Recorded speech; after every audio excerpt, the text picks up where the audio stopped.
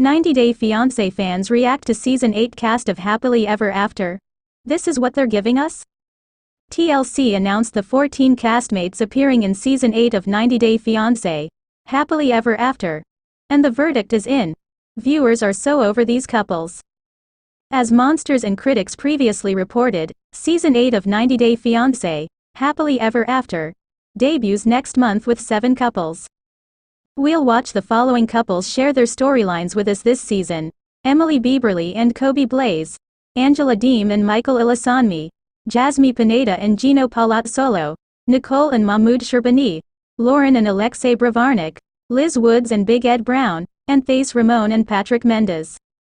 In addition to dropping the trailer for this season of Happily Ever After, on Valentine's Day, TLC also announced the cast on their official Instagram page this afternoon. The post included cast photos of each couple and a caption that read, "Scroll through the couples from the brand new season of number 90 Day Fiancé, Happily Ever After that will be premiering Sunday, March 17th at 8/7 C, relieved face." In just 1 hour, 90 Day Fiancé viewers headed to the comments section of the post, where they were very vocal about who they don't care to see any more of on the flagship series or any of its spin-offs. 90 Day Fiancé, Happily Ever After, returns with Season 8 next month. Most 90 Day Fiancé, Happily Ever After viewers expressed their distaste for the same 3 couples: Liz and Big Ed, Angela and Michael, and Jasmine and Gino. So many other couples to choose from, and this is what they are giving us, griped one Instagram user. 90 Day Fiancé. 8 signs Debbie Aguero turned into a monster. Did she ruin things with Ruben? 90 Day Fiancé's Debbie Aguero has met her match in Ruben Sanchez. Will the Cuban man realize that she's a monster in disguise before it is too late? Scroll to continue with content. 90 Day. The single life star Debbie Aguero was never the Miss Goody Two-Shoes she's portrayed herself as on TV. She was good at disguising herself. Debbie is a 67-year-old from Sugar Hill, Georgia who made headlines for her romance with 24-year-old Usama Berber. Debbie and Usama's 43-year age gap was just one of the concerning things about her personality. Debbie tried to come across as eccentric, but she managed to change viewers' views as she spent more time on their screens. Debbie was living her life in La La Land, expecting people to endorse her delusions, but viewers eventually saw right through her antics.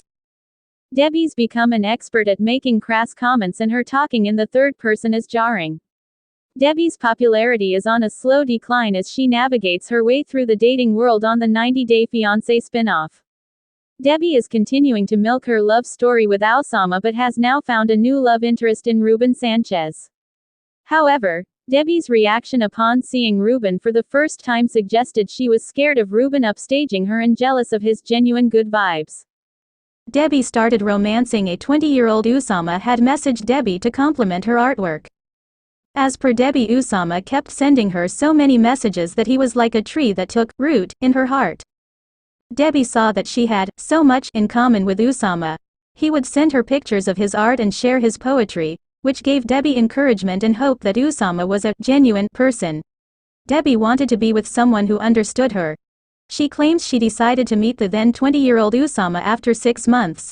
She said that she knew Usama was younger, but didn't know how much younger until they met in person. Debbie's Morocco move was a retirement plan. Debbie assured the 90DF cameras that at first, she didn't want a relationship with Usama. She accused him of telling her, it wasn't about the age and circumstances, it was about them having a deeper level of connectivity and being a team. Debbie had known Usama for about 4 years when she filmed for 90 Day Fiancé, The Other Way. She said it was Usama who told her to come to Morocco and be his wife. She was packing her bags to move to Morocco in 2 weeks. In reality, Debbie wanted to escape her reality in the US. Debbie made Usama look like a villain when Debbie is the real villain in this story. Debbie wanted to settle down overseas. She'd weighed the idea of bringing Usama to America instead. She said the officials would look at her and Usama's dates of birth, and then it would be almost impossible for Usama to get a visa. The truth was that Usama wanted to go to America. He had no interest in making Debbie transfer all her American funds and money into an account that he had access to, unlike what Julian said. In fact, once she reached Morocco, Osama asked Debbie to go back to America after a few months. Debbie continued lead Osama on. Debbie is the one refusing to let Osama go. During the 90-day fiancé, The Other Way Season 4 tell-all, Osama said that he had tried to get in touch with Debbie after their breakup, but she didn't respond. Osama admitted to calling up Debbie thousands of times, but she didn't answer. Osama insisted he never told Debbie to come to Morocco forever. Osama explained that he wasn't calling Debbie to get back with her but to tell her that their relationship was over and that he didn't love her. Later, when host Sean Robinson asked Debbie if she would still communicate with Osama, she said he'd have to move a mountain. Debbie called Jamie a predator. However, Debbie was very much in contact with Osama even while filming 90 Day, The Single Life much later. However, Debbie's two-facedness was on full display during the same reunion. Chris Foster accused Jamie Noguera of cheating on her 3 times, while Jamie said Chris had disappeared on her. Chris also said she was only gone 5 days, while Jamie insisted she had disappeared for 1 month. While the two women argued, Debbie took Chris' side and said, "It's very easy for a predator to take advantage of Chris." Host Sean asked Debbie if she was really calling Jamie a predator. Debbie boldly said, yes. Debbie mocked Rishi's Indian accent. Debbie turned into a franchise villain in the tell-all. Debbie was accused of casual racism by fans after her comment, especially when she didn't apologize for saying Jamie was a taker and a manipulative person. Moreover, Debbie also spoke against Rishi Singh during the tell-all. She appeared to mock Rishi's Indian accent in one of the scenes, which was tasteless on her part. She repeated a comment that Rishi made in the context of his relationship with Jen Boker. Debbie mimicked Rishi's accent and said what he had said mockingly. Fans realized they had been fooled by Debbie's fake charm and wrongly supported her, calling Osama a scammer. Debbie lied to Russ about her age. Debbie claimed she was 57 years old. Debbie admitted that she lied about her age on 90 Day Fiancé's Single Life. She reduced her age by 10 years while using dating apps. Debbie had an excuse ready for her lies. She claimed it was difficult for her to meet men she liked because of how old she was. Debbie told Russ that she was 57 years old instead of 67. She came clean to him during their first date. While Russ showed as if he wasn't bothered by Debbie's lie and said, "It's just a number," he did see it as a red flag. Russ didn't want to meet Debbie ever again after that first date. Debbie claimed Ruben's style was almost overkill. Debbie thought Ruben looked like a joke. Debbie began talking to Ruben from Miami after being rejected by Russ. She wanted some international flavor in her life, and Ruben ticked all the right boxes. Ruben was from Cuba but lived in Miami. He invited Debbie to come see him and she immediately accepted the offer. Debbie didn't tell Ruben that her son Julian had accompanied her on the trip.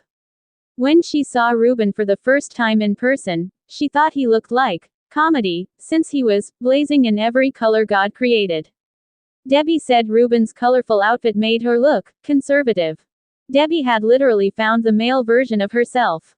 Ruben was sweet and a thorough gentleman, and about her age, making him a perfect match for the Georgia woman. Debbie commented his printed shirt was almost overkill. She said she was attracted to a gentleman who was conservative and classy, which didn't seem to be her describing Osama, whom she had dated for 4 years. The same Debbie was later thinking of being intimate with Ruben and even went on a second date with him, proving that the 90 Day, The Single Life star is phony and deceitful. 90 Day Fiancé Gino admits Jasmine sucks, but he loves it. 90 Day Fiancé couple Gino Palazzolo and Jasmine Pineda have been cast in Season 8 of 90 Day Fiancé, Happily Ever After. So, for viewers hoping for a break from the toxic couple, that is not happening yet. In fact, from the looks of the preview trailer, this season looks to be as outrageous as past seasons, if not more. Gino and Jasmine bring the ick back to 90 Day Fiancé. 90 Day Fiancé couple Gino Palazzolo and Jasmine Pineda are still trying to make their toxic relationship work. So Jasmine is willing to go to any lengths to keep her man, Gino, happy and satisfied.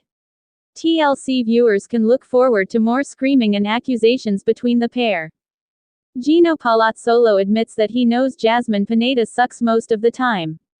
However, don't let him fool you. That is one of the things he loves about her.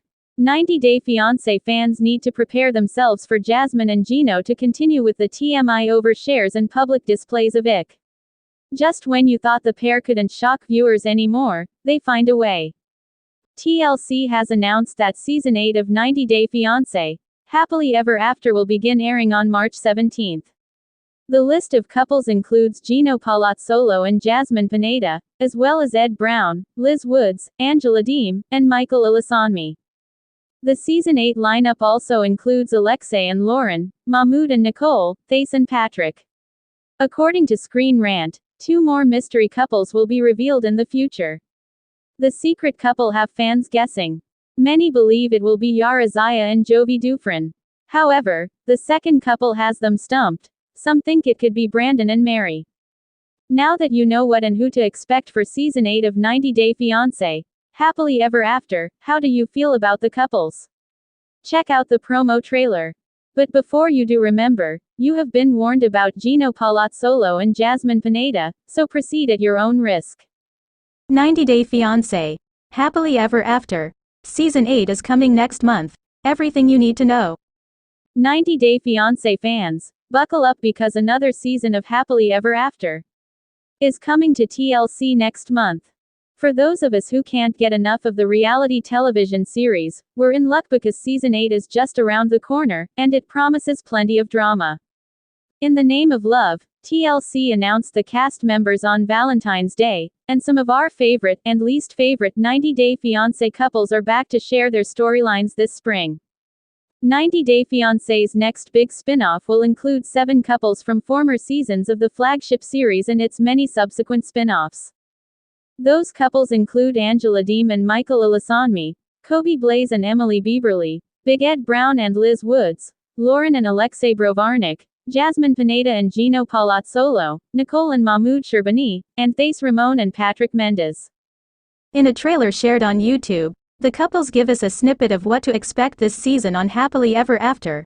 And for some of these duos, some things never change. The 90 Day Fiancé, Happily Ever After Season 8 trailer promises lots of ups and downs. Kobe and Emily disagree on the state of their marriage. While Kobe says married life is okay and not always sweet, Emily is shocked to hear her husband describe their relationship that way. Yes, we have our ups and downs, but also, we work through them, and we're stronger than ever, Emily says, correcting her husband's confession. Longtime 90 Day Fiancé couple Lauren and Alex have been busy raising their 3 young kids, Shai, Asher, and Ari. Much to Lauren's surprise, Alex admits, "We don't want any more kids, at this point." It's the same hot and cold love story for Jasmine and Gino. Jasmine and Gino's segment starts on a good foot, no pun intended, but soon turns to one of their infamous arguments that ends with Jasmine throwing Gino's milkshake on the ground. "No creature on earth, except for my dog, is ever gonna control me," she screams at her husband. Nicole stands in the airport waiting for her husband, Egyptian native Mahmoud, with a surprising announcement: he's moving to the US. But Mahmoud's move doesn't equal paradise in their marriage.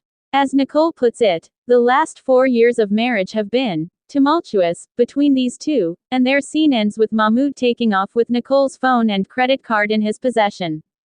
Thace is still irked at Patrick's brother, John McManus, who she thinks interferes with their marriage. When Thace's friend tells Patrick that John is a bad influence on him, John retaliates, calling her a slut, which ends with her throwing her drink at him. Will Michael make it to the US with Angela? Angela is anxious as Michael attends his spousal visa interview at the embassy. Angela waits nervously before Michael returns outside. Her reaction doesn't imply that things went in their favor. Liz is in tears during a sit-down with Big Ed, who admits, "I didn't want to do that to you, but I should have come clean." Liz sobs as she tells Big Ed, "I had to find out through your friend, Ed," implying that her husband was unfaithful to her. Whether you love or hate the couples, this season of 90 Day Fiancé, Happily Ever After, looks to be a good one with plenty of the dramatic storylines we've come to love about this reality TV series.